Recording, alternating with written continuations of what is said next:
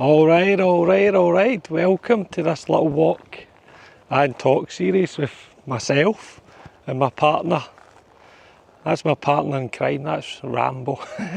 He's a little miniature poodle. And for those of you who don't know me, I'm Stuart. And over the last 8 years, I've helped hundreds and hundreds of women and men just like yourself upgrade physically, mentally and emotionally. If you want to get it in one little catchphrase, get your shit together, man. Hadn't we, Rambo? And he's been all part of the process. So over the course of this series, we're going to chat all things the girl you've buried, right? The wounded woman. And we're going to talk about the six, right? The 6 healing steps. And as you're already aware, right, this is uncut, unedited, just a 20, 30 minute stroll, right, with myself and the man. There he is. And it's son. And the 6 steps are self-awareness, self-control, self-acceptance, self-love, self-control, self-improvement and self-leadership. And the theme today is the very, very first step that we're going to cover, which is self-awareness. And we're going to shine a light on the childhood wounds that are holding you back, that are sabotaging you. But before we go any further, and the first thing that we always will do in these little walking talks is check in. And that's all I want to do is check in with you and just ask, how are you feeling? How are you feeling today? So just a little nervous system check-in. And all I want you to do is just take a moment to yourself. Wherever you are, if you're sitting, chilling somewhere, or what I would suggest on these little walking talks is just grabbing your earplugs, sticking them in and go get your steps in and come the walk with me, alright? So that's my very, very first question, is how are you feeling? I think it's something we don't ask ourselves very, very often. We don't take the time to sit back, breathe and just go, how am I feeling today? So take that wee moment, and when you've went into yourself and went into your nervous system and actually asked yourself, just summarise it in one word for me.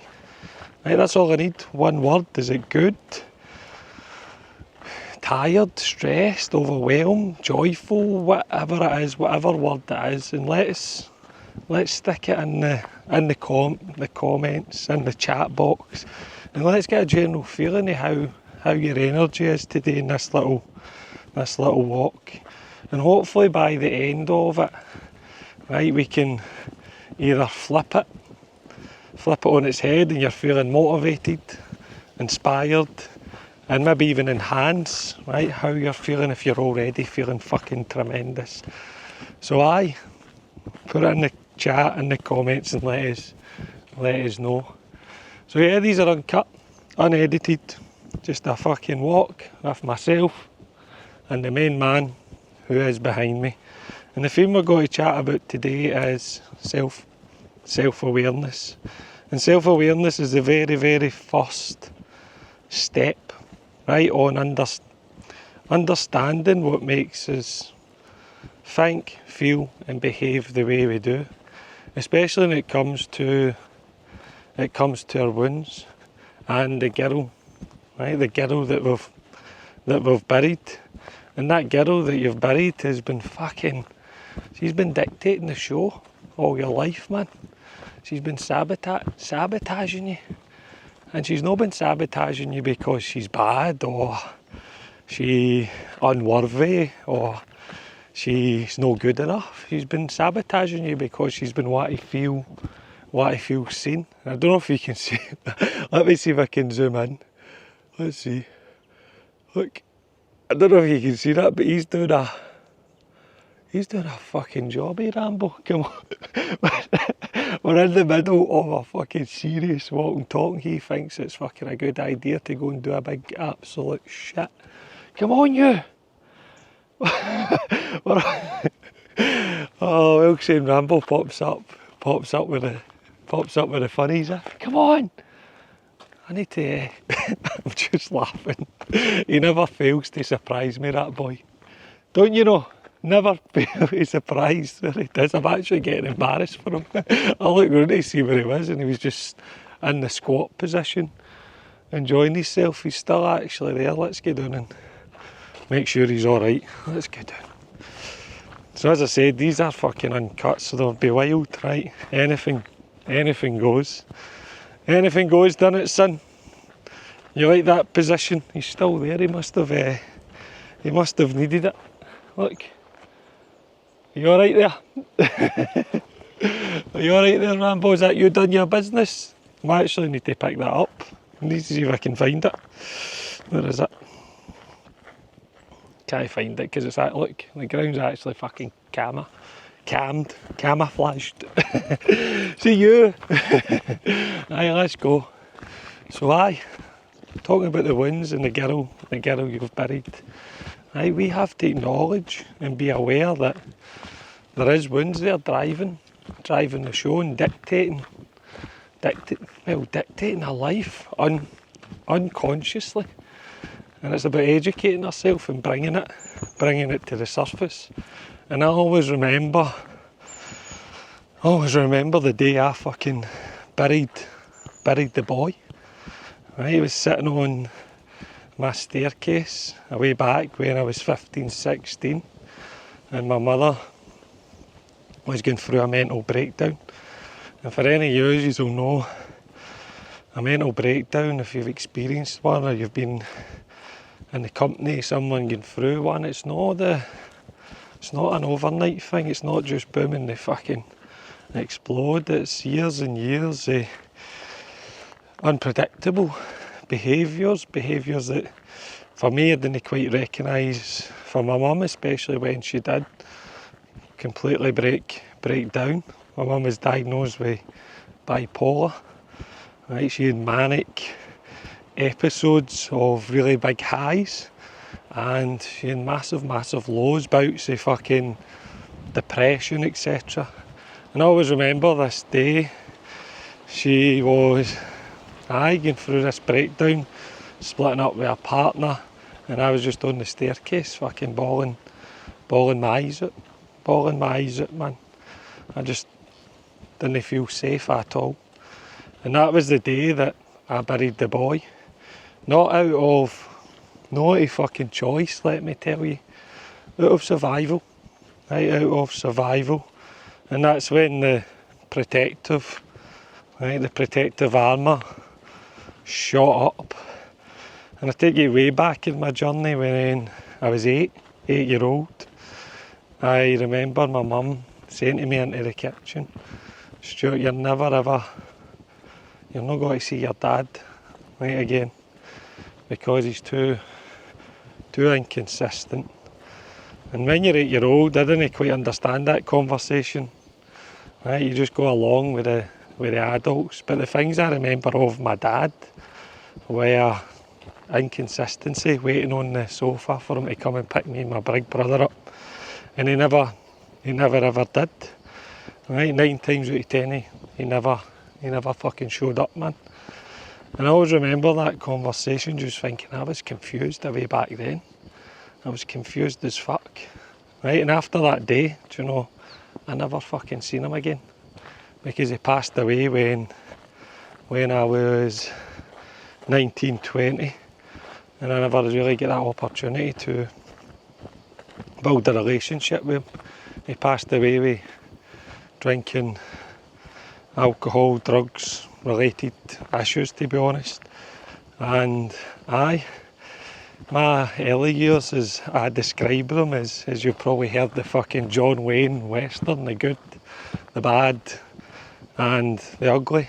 So it wasn't all bad, but I'm just trying to paint a picture on how I've got to this part of my journey and how I share this and the work I do. Is I've been through it. I've been through it and understand that your childhood has a massive impact on you as a person. It shapes you, it conditions you, it programs you. And back then, my mother's breakdown, not seeing my my dad again, and then my dad's replacement came in, my mum's partner. He was also he was a winded boy as well. His method of discipline, let's say, was raising his hands, and the house was unpredictable. Right? It was unpredictable. Then I learned to stay quiet, to keep the peace. I learned that love was unpredictable because of my mother's breakdown, and I learned that people who are meant to love you leave you, man, because obviously my dad had fucked off when I was 8 and I never seen him again. And that all started to condition me emotionally, especially when it comes to attachment, right? Attachment. And how this would show up as an adult is, I want to explain it very, very fucking simply, right?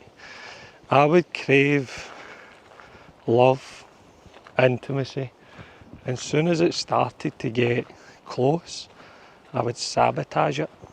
I'd fucking sabotage it. And that's crazy to think that, and you might actually resonate with that yourself, that you crave fucking intimacy, love, and as soon as it starts to get closer, you're like, oh fuck, the panic button fucking it comes on and you press the big red button and you sabotage it, you get anxious, you're like, fuck, stay away. And that's how I would describe, right, my wounds. And a wee bit technical, Ambo, here, a wee bit technical on here. A wee bit technical is, they call it, let's go up here, let's go, they call it anxious attachment. I'm just stopping here because there's a guy walking by with a dog, and I'm just making sure Rambo's alright, because he's off the lead, so he is. Aren't you, son? So he is. But there he's there, nice big dog. Yeah, it's a nice big dog, innit? Hola. Look, it's a nice big dog, go out a walk. See it? Good boy. Ah, Rambo, good boy. It's me and Ram. it's me and Rambo. It's getting the anxious attachment. Let's go. Right, come on. Let's go. As I said, these are uncut, so anything can happen, can't they, son? So aye. What was I saying? I lost my train of thought there in terms of attachment. Attachment. As John, if you not really clued up on attachment, you get some really good books. The John Bowlby, who theorised what the fuck is that? But you know what I mean? The theory side of attachment and attachment styles. And I'm not going to get into all the fucking attachment styles and fucking lectures and all that fucking bullshit. But you get the four main ones, which are secure. Right? When we get on our healing journey, that's the one we try, right? And, well, no, let's say no identify with, but we can then identify with secure if we're doing the work in ourselves. But then you get anxious, avoidant, and disorganised. And the one I could really, really identify with when I started my journey and started to dig deep into why I was like this pretty much. Why did I keep self-sabotaging every fucking relationship I had with a woman? Why? I was like, fuck me, Stuart, what the fuck is wrong with you? Surely you can't just feel like this and just press that big fuck it button and sabotage it. And all that was that little boy, right? That little boy wanted to be seen, right? He was just there, sabotaging, going, I'm here, I'm hot, look at me, I'm going to play fucking games, I'm going to sabotage everything that's meaningful within my life. That's what I'll do. So yeah, that was it. The one I recognised was the disorganised, right? Disorganised attachment style. And I would suggest anyone, like when you're looking at childhood wounds, etc., is go and research, right, attachment theory. It'll give you a lot of answers, man. And that's what a healing journey is. It's education, right? It's educating yourself, man. Educating on why you do the things you do, why you feel the way you feel, why you act the way you act. I think the biggest thing we get caught in the trap over the years is we're always looking for that external fix, aren't we? That external thing to put the plaster over it, right? Instead of looking in it inwards and just asking ourselves the good questions. And childhood, man, right? Childhood is for me, it's the first step, right? Self-awareness and around, right, our childhoods and how it's actually shaped us. Because believe it or not, some of us get conditioned, right, with confidence, love, security, and some of us get the opposite of that. We get the confidence, love, and security conditioned out of us. But the majority of us, like me, you, right, me and you, we get a little mixture, right, a little mixture of both, right, we get a little mixture of both, and that starts to, well, play out. The wounds start to play out, right, as we get into our adult years, and we quite don't, let's say we don't understand it, and that's why we just go through life just thinking that that's the way it is, that's the way we do things. Every relationship's a failure, everything I touch is a failure.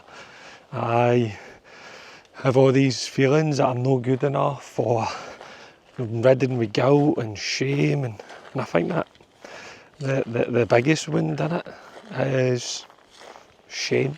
I'm going to say shame, right? Shame.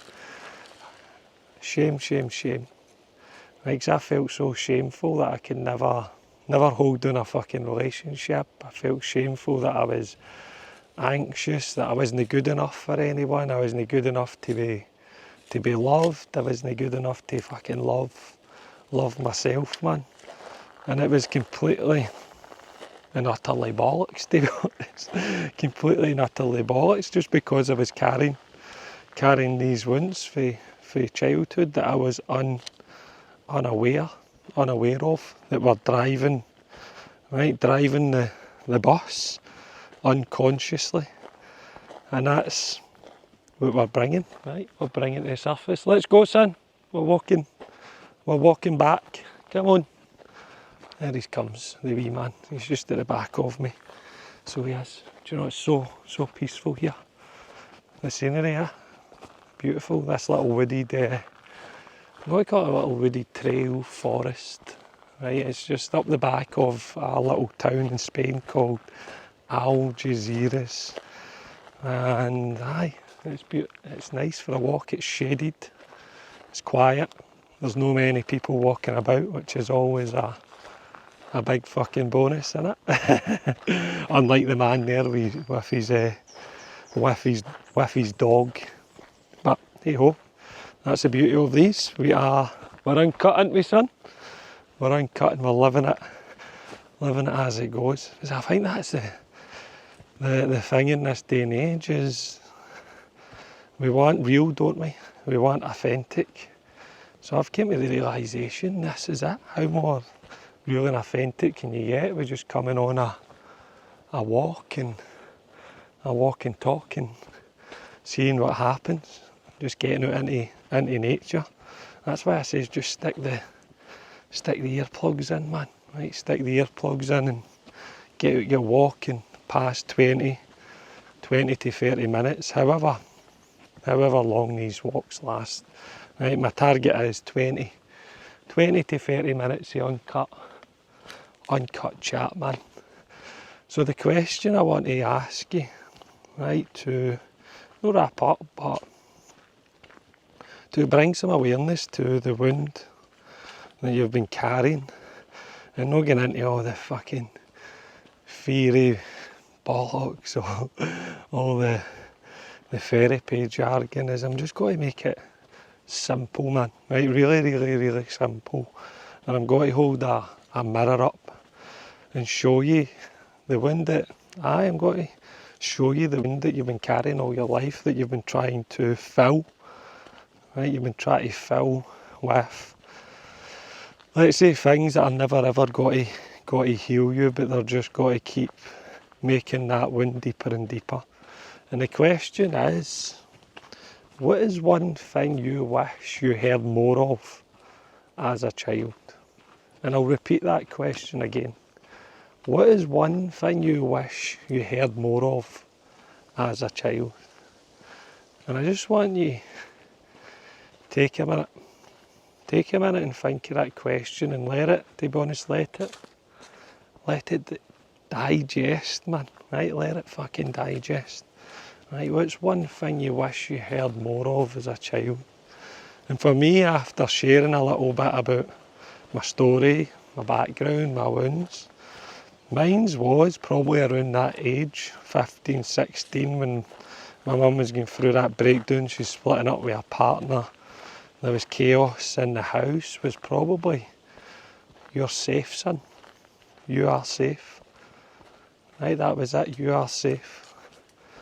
And all through my life I've been looking, right, I was looking for that safety, right, I was looking for that safety through external things. As I said, love, when love got close, I would push it away, so I never felt safe. I tried to find that safety in escapisms through addiction, gambling, drinking, these sorts of coping mechanisms that we use every single day.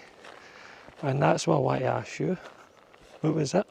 What was the one thing that you heard or you wish you heard more of as a child? Right, was it you're safe, I love you, it's okay to be you, you are enough? What is it? Hola. Come on, boy. He's got two wee pals here. Come on, say hello then, Rambo. We'll go over and see what's happening. Good boy. Come on then. He's got a wee pal. Hey, Rambo, let's go. Come on, son. He's like, fuck that. I've got two pals. So yeah, what was it? What was it you wish? Right, what do you wish you heard more of, right, as a child? And that is your wound. That's your wound, man. And most of the time, I've got to say 50% of the answers I get when I ask this in my coaching sessions and clients I work with is, I love you. Right, I love you. And I think, and no think is, that's what we're searching for, innit? We're searching in I love yous for people to say that to us. Right? People to tell us that they love us. Or through relationships, through fucking the things that I've been talking about, whatever it is, building a relationship with a toxic fucking substance, alcohol, cocaine, gambling, whatever it may be. So that's the mirror. That's the mirror. That's what we've, and that's the wound. And then on top of that, on top of whatever you've wrote down or you've done a wee bit of soul searching for some insights on the thing you wish you heard more of is, when was the last time you said that? When was the last time you said the words to yourself, man? Right, when was the last time you said you're safe, man? When was the last time you says you are enough? When was the last time you says I am proud of you? When was the last time you says everything has got to be okay? And whatever you've got and whatever you've wrote down, right, that is your job now. That is your healing journey. You've got the wound there, and now it's about giving it to yourself. And over the course of my journey was giving myself safety, feeling safety in my own body, building trust, right? Building trust with myself. That wee man in the background, you know, he's a big, he's been a big fucking part of that journey, so he has. But we'll speak more about that as these little walking talks evolve and the series go on. So yes, that's your job, to give that to you, to make that your goal, your healing goal, and to every day show up for yourself. So yes, we've brought some self-awareness. Right, that's the very, very first step, by the way, on your healing journey, shining a light on the wound, and the wound that's been driving your behaviours, man. And I want to say, you can't skip any of these steps, right? We have to start with the very first one, right? The very, very, very first one, which is self-awareness. And what the fuck am I talking about, Stuart? Next week, right, next week's walk and talk, we're going to chat self-acceptance, right, which is the next step. So we have to shine a light in the wound, and then we have to accept that we've buried that girl, accept our insecurities or flaws, that they are fucking part of us, man. They are part of who we are. So yes, that's us, we're wrapping up, right, today's walk and talk. I just want to say, if you're ready to get on that journey, go to the little description, click the link, and you can start the free 5-day self-respect reset. Right, and it goes in depth into the girl, right, that you've buried, right, over the course of 6 days. Also, don't forget, man, to comment, like and subscribe to the channel. See you next week.